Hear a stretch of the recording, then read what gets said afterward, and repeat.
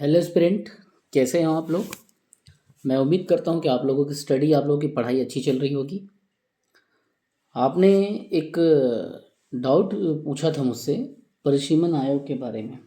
परिसीमन आयोग क्या होता है और इसके कुछ बेसिक तथ्य आप बताइए करके। तो देखिए, परिसीमन जो आयोग होता है ना, उसका आप इंग्लिश में चाहें तो आप डिलिमिटेशन कमीशन कह सकते हैं या आप बाउंड्री कमीशन कह सकते हैं। एक्चुअली में ये जो आयोग है वो संविधान के किस अनुच्छेद के तहत इसका उल्लेख किया गया है, इस बात को आपको जानना पड़ेगा, समझना पड़ेगा आपको। ये अनुच्छेद 82 या आर्टिकल 82 के तहत इसका गठन किया गया, डिलिमिटेशन कमीशन का या बाउंड्री कमीशन का। और संसद क्या करता है, प्रत्येक जनगणना के पश्चात कानून बना के इस आयोग का गठन करता है, प्रत्येक जनगणना के बाद, याद रखेंगे आप।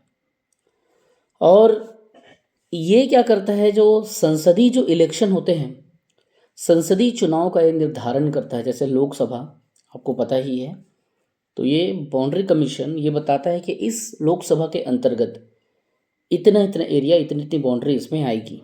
ठीक,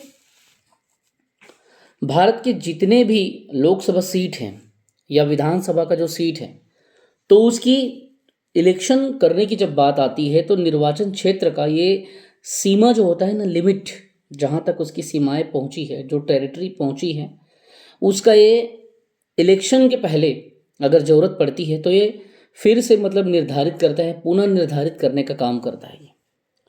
और राज्य के जो प्रतिनिधि होते हैं, जो रिप्रेजेंटेटिव होते हैं, उसकी संख्या को ये स्थिर करके रखता है।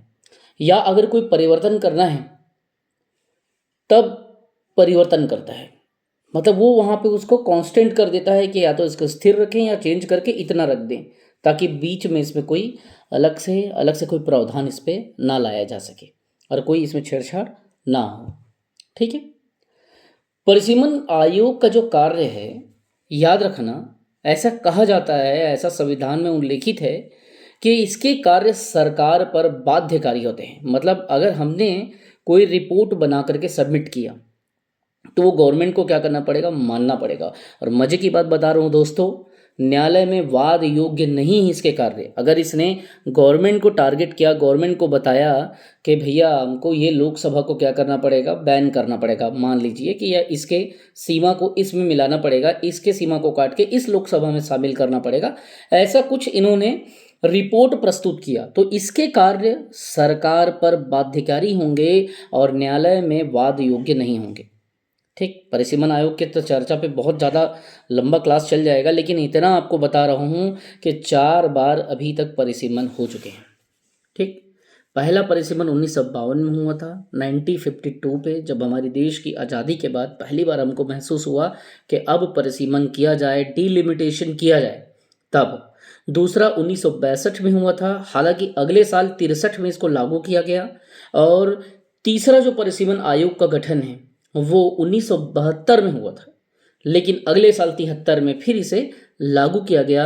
और वैसे ही चौथा जो परिसीमन था सन 2002 में गठित हुआ और उसे 2008 में लागू किया गया। कहने का मतलब ये है, अगर आप इतनी बेसिक चीज़ें अगर आप जान लेते हो तो भी आपसे बनेगा। लेकिन इंपॉर्टेंट तथ्य आपको याद रखेंगे कि न्यायालय में वाद योग्य नहीं होता। जो भी रिपोर्ट, जो भी समीक्षा ये करता है, आप न्यायालय में वाद योग्य में नहीं लगा सकते। और दूसरी बात आपको याद रखना पड़ेगा, सुप्रीम कोर्ट का जो अवकाश प्राप्त न्यायाधीश है, जो अवकाश ग्रहण कर चुका है, ठीक, तो उसी उसी के अध्यक्षता में, याद रखेंगे, कुलदीप सिंह थे, कुलदीप सिंह की अध्यक्षता में 2002 को चौथा परिसीमन आयोग का गठन हुआ था। अगर आपसे पूछा जाए कि किसकी अध्यक्षता में परिसीमन आयोग को गठन हुआ था, तो सन 2002 को कुलदीप सिंह के अध्यक्षता में हुआ था। इतनी बातें आपको याद रखेंगे, है ना। और 2008 में उस समय प्रेसिडेंट कौन था? हाँ, प्रतिभा पाटिल मैडम थी उस समय प्रेसिडेंट।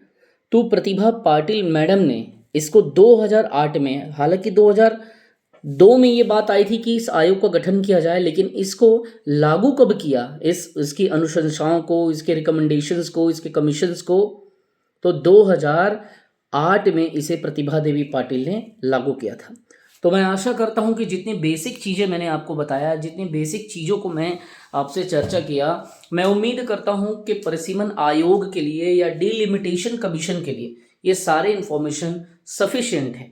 लेकिन ये तब होगा जब इसको साकार आप करना चाहो, तो कब कर सकते हैं? जब आप इसको रिविज़न करेंगे। अगर आपको लग रहा है कि आप इसको रिविज़न नहीं करना चाहते, वीडियो को बार बार नहीं देखना चाहते, तो आप इसको छोटे छोटे पॉइंट में बना के नोट करके रखें। ये सारी चीज़ें यूट्यूब में अगर बाहर आप जाएंगे तो इतनी सारी इन्फॉर्मेशन आपको नहीं मिलेगी एक वीडियो में, ठीक है।